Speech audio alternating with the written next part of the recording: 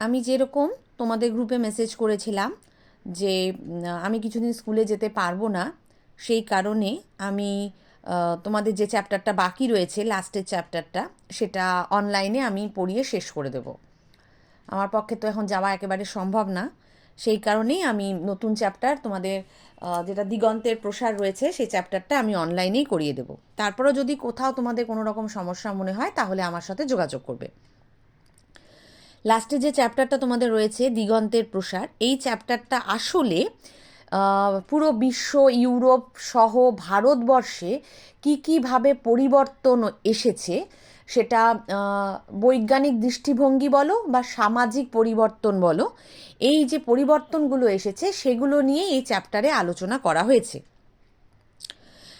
এই চ্যাপ্টারের শুরুতেই যে টপিকটা তোমাদের রয়েছে সেটা হচ্ছে আধুনিক বিজ্ঞানের উদ্ভব।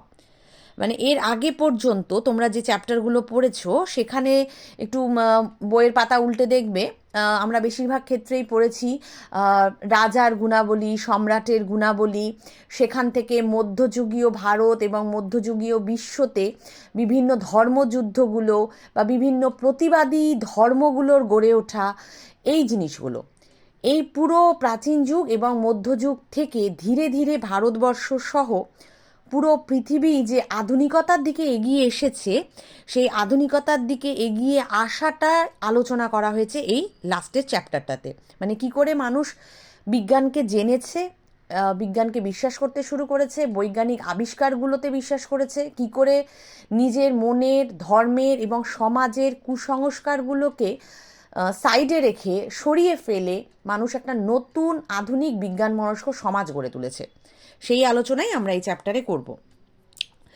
তো এখানে প্রথমেই যেটা আলোচনা করা হয়েছে ভারতবর্ষ নিয়ে। ভারতবর্ষেও বিভিন্ন ধরনের বিজ্ঞান চর্চা কিন্তু প্রাচীন যুগ থেকেই শুরু হয়েছিল। পরবর্তীতে মধ্যযুগে এই চর্চাগুলো বন্ধ হয়, তারপর আবার আধুনিক যুগে এই চর্চাগুলো শুরু হয়। প্রাচীন যুগের ক্ষেত্রে আমরা আলোচনা করব আর্যভট্টের নাম।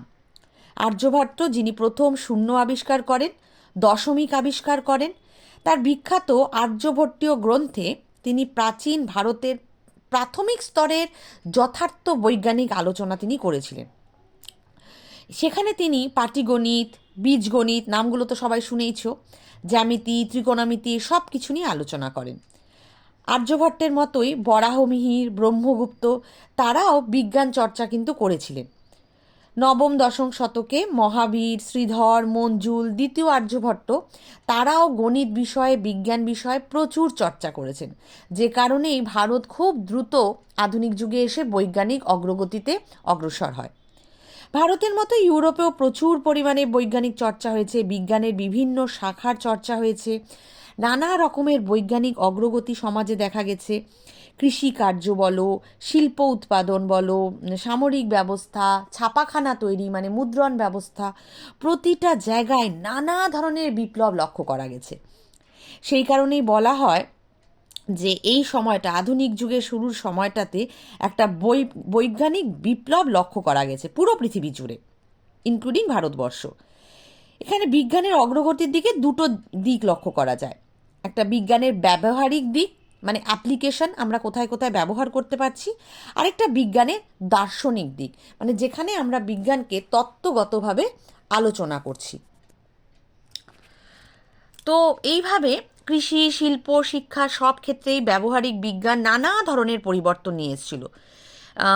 বিজ্ঞানের আলোচনার ক্ষেত্রে ধরো পৃথিবী কীরকম, ইউনিভার্স মানে বিশ্ব ব্রহ্মাণ্ড কীভাবে গঠন হয়েছে, পৃথিবীর সাথে বিশ্ব ব্রহ্মাণ্ডের কী জাতীয় সম্পর্ক, গ্রহ, নক্ষত্র, তাদের আবর্তন, তাদের নানা ধরনের পরিবর্তন, সমস্ত কিছু এই বৈজ্ঞানিক যুগগুলোতে বা এই বৈজ্ঞানিক আলোচনায় আমরা আলোচনা করেছি বহুবার, বা এখান থেকে আমরা ধীরে ধীরে শিখেছি বিজ্ঞান সম্পর্কে। তো এই সময় আরও একটা বিজ্ঞানের ভাগ বা বিজ্ঞানের একটা বিষয় নিয়ে প্রচণ্ড চর্চা হয়েছিল, সেটা হচ্ছে রসায়নবিদ্যা, বা ইংরেজিতে যেটাকে আমরা বলি কেমিস্ট্রি। কেমিস্ট্রির আলোচনা বা রসায়নের আলোচনা ঠিক আগের স্তর বা আগের স্টেজটাতে আরও একটা বিষয় নিয়ে আলোচনা হতো, যেটাকে বলা হতো অপরসায়ন, বা ইংরেজিতে বলা হয় অ্যালকেমি। অপরসায়ন বা অ্যালকেমি। অ্যালকেমি বা অপরসায়ন একেবারে কুসংস্কার নয়, আবার সম্পূর্ণ বিজ্ঞানও নয়। কুসংস্কার এবং বিজ্ঞান তার ঠিক মাঝামাঝি পর্যায়ে অবস্থান করে হচ্ছে এই অপরসায়ন বা অ্যালকেমি। অ্যারিস্টটল তিনি বলেছিলেন বিশ্ব ব্রহ্মাণ্ডের গঠনে ক্ষিতি, অপ, তেজ, মরুত এই 4টে ভাগ রয়েছে, তাদের বিশেষ অবদান রয়েছে। ক্ষিতি বলতে পৃথিবী, মাটি, এরকম অপ, তেজ, তেজ বুঝতেই পারছো আগুন, মরুত হচ্ছে বায়ু, এদের উপাদানগুলোর মাধ্যমেই পুরো পৃথিবীটা তৈরি হয়েছিল। কিন্তু এটা সম্পূর্ণ সঠিক ছিল না।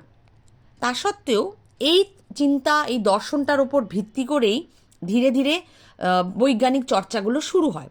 অপরসায়ন থেকে ধীরে ধীরে রসায়নের চর্চা বা রাসায়নিক চর্চাগুলো কিন্তু শুরু হয়। অপরসায়নের চর্চার মধ্যে ছিল জ্যোতিষশাস্ত্র, অ্যাস্ট্রোলজি।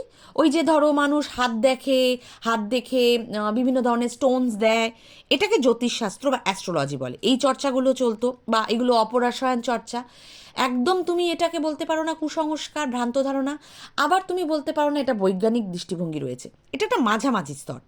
জাদুবিদ্যা, ম্যাজিক, রহস্য চর্চা, এরকম বিভিন্ন জিনিস। এবং এই ধরনের চর্চাগুলো ঠিক কেমিস্ট্রির আগের ভাগ। জ্যোতিষ চর্চার ক্ষেত্রে ভীষণভাবে ধাতুগুলোর, যেমন ধরো এই যে জ্যোতিষীরা যেরকম স্টোন দেয় না, মুন স্টোন, পোখরাজ, নীলা, এই যে স্টোনগুলো, এগুলো বিভিন্ন ধরনের ধাতুর সাথেও কিন্তু যুক্ত থাকে, সোনা, রূপো, এদের সঙ্গে। জাদু চর্চা তো বুঝতেই পারছো, হাতের সাফাই, কিন্তু এর সঙ্গে কিছু কিছু ক্ষেত্রে অলৌকিক চিন্তাধারাও মিশে থাকে। তারপর ধরো রহস্য চর্চা, নানা ধরনের গুপ্ত শক্তির উপরে মানুষ বিশ্বাস করে। এগুলো সত্যি মিথ্যের আলোচনাতে যাওয়াটাই ঠিক নয়। মানুষ বিশ্বাস করলে এগুলো সব সত্যি, না বিশ্বাস করলেই সব মিথ্যে। আমরা যারা বৈজ্ঞানিক দৃষ্টিভঙ্গিতে চিন্তাভাবনা করি, আমরা বেশিরভাগ ক্ষেত্রে এগুলোকে মানি না বলে আমরা এগুলোকে অপরসায়নবাদ বা অ্যালকেমি বলি। আবার যারা এগুলোকে মানে তারা এগুলোকে বিজ্ঞান বলে মানে। কিন্তু আমরা যারা বিজ্ঞান পড়ে এসেছি, কখনোই আমরা এই ধরনের জিনিসে বিশ্বাস করি না, আমরা এগুলোকে অপরসায়নই বলি। যেমন একটা মূল্যবান ধাতুর কথা এই যুগগুলোতে, মানে ঠিক আধুনিক যুগ শুরুর সময়গুলোতে আলোচনা হতো, যেটাকে বলা হতো পরশ পাথর। শুনে থাকবে নাম। পরশ পাথর এমনই নাকি এক পাথর যাকে স্পর্শ করলে যে কোনো জিনিস সোনা হয়ে যায়। এরকম কোনো পাথর আমরা পাইনি, দেখিনি, জানি না, কিন্তু আমরা শুনেছি বা গল্পে পড়েছি। এটা অ্যালকেমি বা অপরসায়নবাদ। তবে হ্যাঁ, এরকম হতেই পারে কখনো এমন কোনো আবিষ্কার হয়ে গেল যেটা টাচ করলেই সোনা হয়ে যেতে পারে, হতেই পারে। ফলে আমরা সম্পূর্ণভাবে অপরসায়নবাদটাকে অস্বীকার করব না, আবার পুরোপুরি আমরা এটাকে গ্রহণও করব না। এই অপরসায়নবাদের চর্চা ভীষণভাবে মিশর, গ্রিস, এই দেশগুলোতে হয়েছিল। দার্শনিকেরা মিশরীয়দের জগৎ সম্পর্কে চিন্তাভাবনা দেখেন, তারাও দেখেন মিশরীয়রাও এই ক্ষিতি, অপ, তেজ, মরুত এগুলোতে বিশ্বাস করে। ওই যে বললাম, ক্ষিতি মানে হচ্ছে মাটি, পৃথিবী, ভূমি, অপ হচ্ছে জল, মরুত হচ্ছে বায়ু, তেজ হচ্ছে আগুন। এগুলো দিয়েই নাকি পৃথিবী তৈরি হয়েছিল। মিশরীয়রাও এগুলোতে বিশ্বাস করত, গ্রিক যারা ছিলেন তারাও এগুলোতে বিশ্বাস করতেন। আমি কিন্তু পড়ানোর সময় তোমাদের বলেছিলাম যে ভারতীয় মাইথোলজিক্যাল চর্চাগুলো, ঈশ্বরবাদ এবং গ্রিস, মিশরের ঈশ্বরবাদ, রোমান ঈশ্বরবাদ কিন্তু প্রায় একই রকম। সবাই প্রকৃতি পূজায় বিশ্বাসী ছিল, ফলে তারা সবাই অপরসায়নবাদে বিশ্বাসী ছিল, ভারতীয়রাও, গ্রিকরাও, মিশরীয়রাও। অপরসায়ন জাদুবিদ্যার ক্ষেত্রে কিছু কিছু ক্ষেত্রে বিরোধিতা করে। মানে জাদুটা বেসিক্যালি হাতের সাফাই।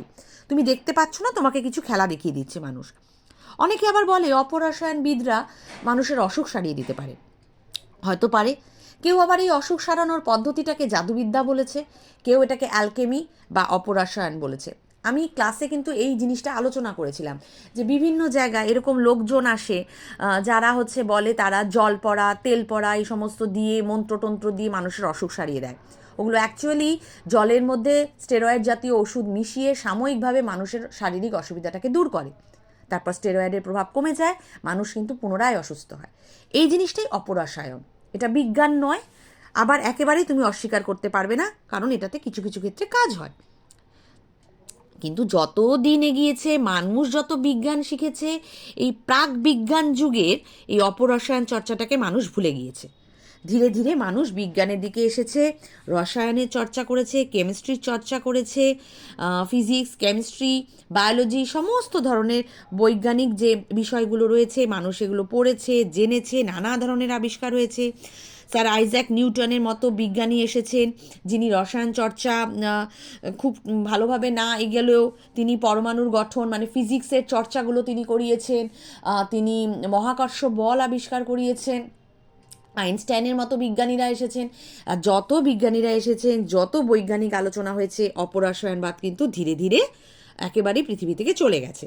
এখন কিছু মানুষ যারা বিশ্বাস করেন তাদের মনে অপরসায়নবাদ রয়েছে, আদারওয়াইজ বিজ্ঞান এটাকে সম্পূর্ণভাবে স্বীকৃতি দেয় না, নেই এটার অস্তিত্ব বিজ্ঞানে।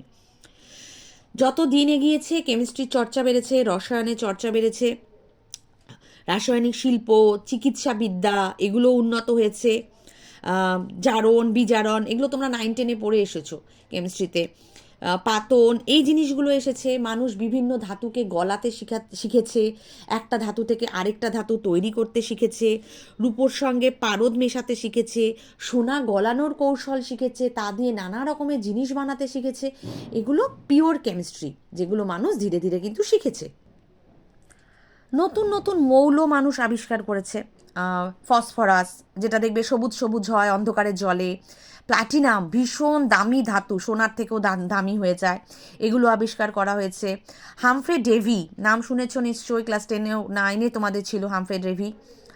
তিনি সোডিয়াম, পটাশিয়াম, ক্যালসিয়াম আবিষ্কার করেছেন।